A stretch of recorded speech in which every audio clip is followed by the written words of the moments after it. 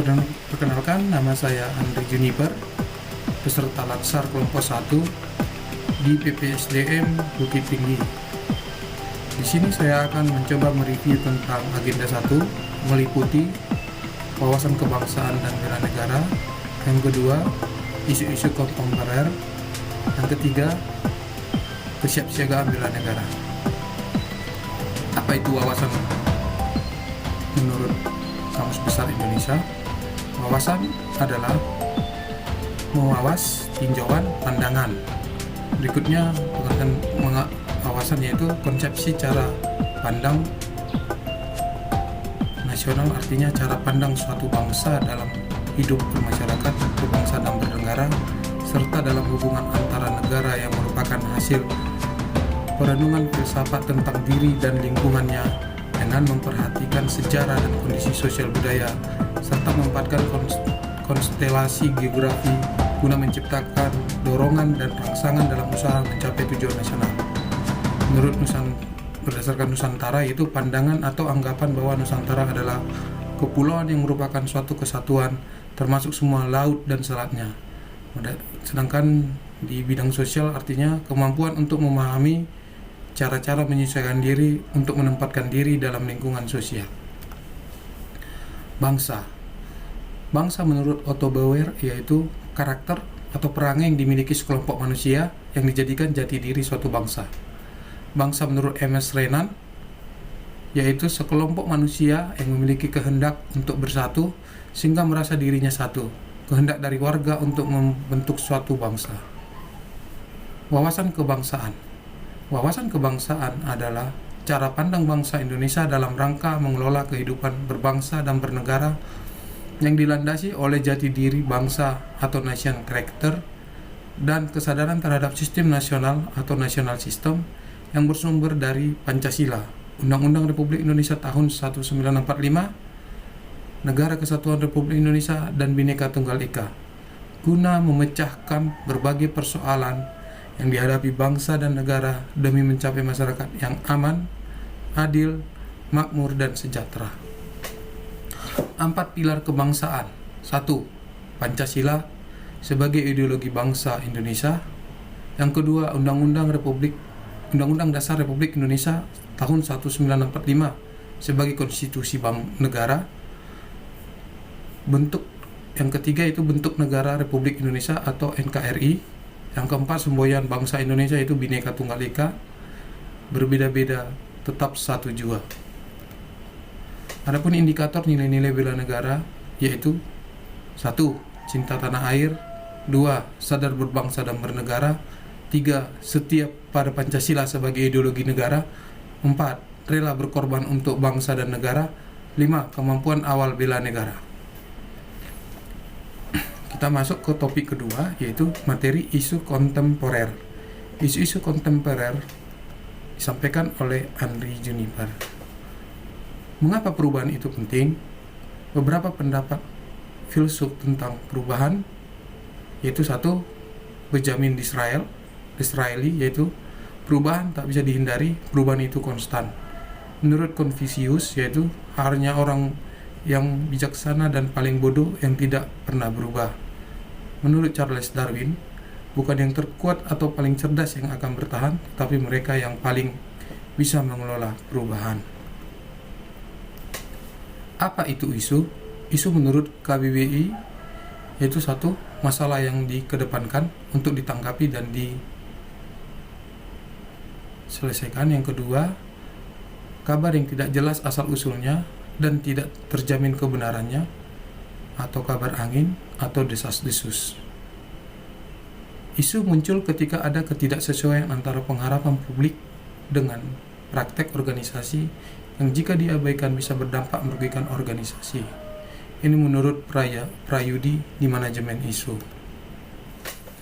Isu strategis adalah topik atau masalah yang berkaitan dengan cara atau upaya pencapaian tujuan yang harus dikedepankan untuk didiskusikan karena berdampak signifikan bagi kondisi masa depan entitas, yaitu daerah atau masyarakat.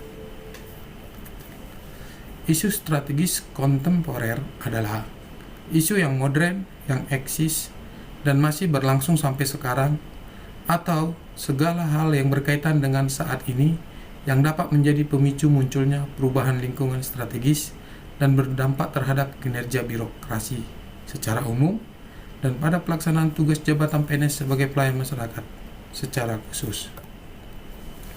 Ada kriteria USU menurut teori tapisan, yaitu harus bersifat aktual, artinya benar-benar terjadi dan hangat dibicarakan dalam masyarakat. Yang kedua, kekalayakan, isu yang menyangkut hajat hidup orang banyak. Yang ketiga, problematik, yaitu isu yang memiliki masalah yang kompleks sehingga perlu dicari solusinya. Yang keempat, kelayakan, yaitu isu yang masuk akal dan realistis serta relevan untuk dimunculkan inisiatif pemecahan masalahnya. Kriteria isu menurut tapisan ini dilaksanakan dengan melakukan perankingan di mana setiap nilai aktual, kekelayakan, problematik, dan kelayakan ini dikasih range nilai antara 1 sampai 5. Hasilnya lalu dirankingkan yang mana isu-isu yang menjadi prioritas. Invalidasi isu aktual dengan teknik USG, urgensi, seriousness, growth. Urgensi yaitu tingkat urgensitas masalah, seriousness yaitu tingkat keseriusan masalah, growth yaitu tingkat pertumbuhan masalah. Ini juga sama seperti metode tapisan dengan menggunakan perankingan, di mana setiap faktor-faktor yang mempengaruhi divalidasi dengan poin 1 sampai 5. Lalu hasilnya diurutkan perankingannya di mana yang paling tinggi merupakan masalah yang paling dan harus diselesaikan.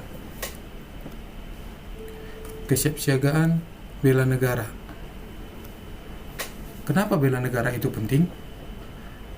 Bela negara itu penting karena merupakan amanat dari Undang-Undang 1945, yaitu Undang-Undang Nomor 3 Tahun 2002, yaitu tentang pertahanan negara, Undang-Undang Nomor 23 Tahun 2019, yaitu tentang pengelolaan sumber daya nasional untuk pertahanan negara.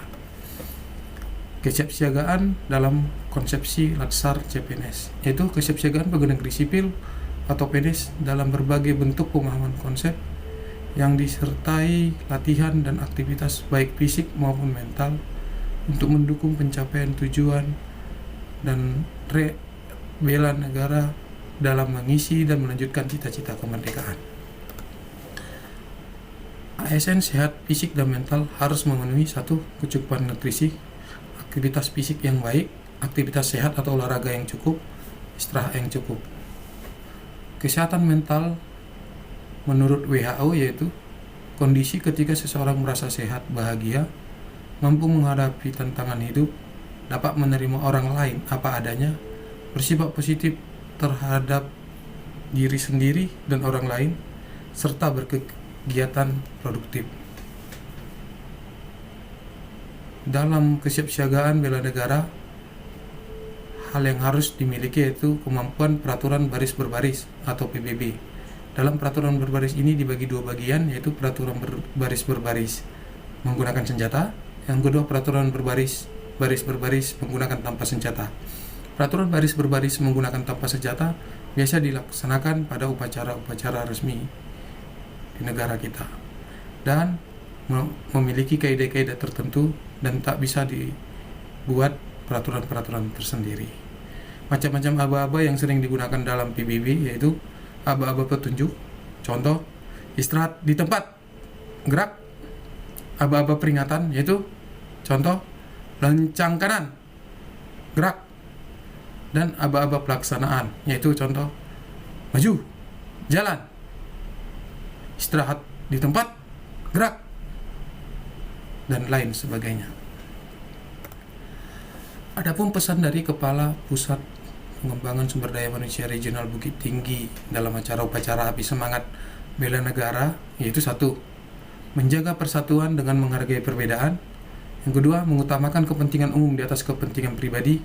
Yang ketiga, siap ditugaskan di mana dan kapan saja. Yang keempat, mengamalkan Pancasila sebagai ideologi bangsa.